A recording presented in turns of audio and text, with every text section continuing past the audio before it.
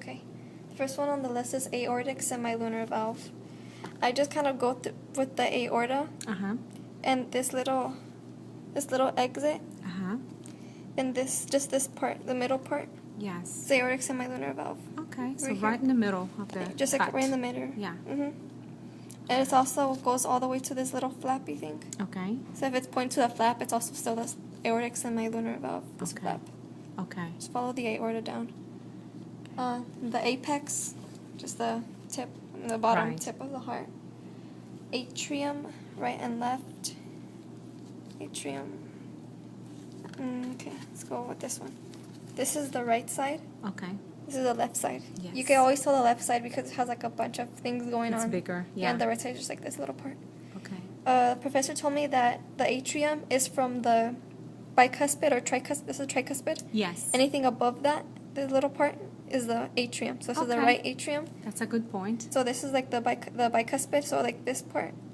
So the atrium above the bicuspid and the tricuspid. Okay. Left atrium. That little part, is that the wider part maybe, or just the, not the collar, but just the? Okay.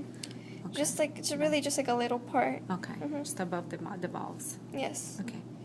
And the auricle, well, since we already said this one was right and left, you close the heart. So this is the right auricle. Yes. The left auricle. Okay. The base is just like this part, the top part, you know, like this is the apex, this is the base, the top part of the heart. Yes. The bicuspid valve, you open it up, it's always on the left side. Yes. The cuspid, and it's right here. Okay.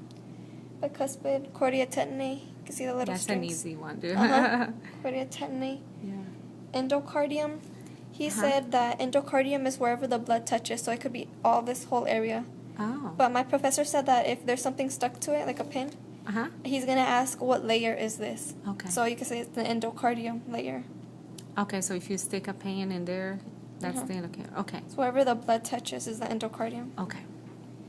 Epicardium and the pericardial sac is over in the bucket. It's that white stuff that kind of covers the heart. Cover the heart. Okay. So it's not on the heart. Intraventricular groove, the sulcus, doesn't really look like a groove here. Yeah. But it's right here in the middle. Right. It's like, just look at like the middle parts of either side. Front and back. Okay. Front and back. It just not really a groove, but that's where it's supposed to be. Okay. The middle part. So if you would look at the heart like that, how would you tell if it is the front or the posterior?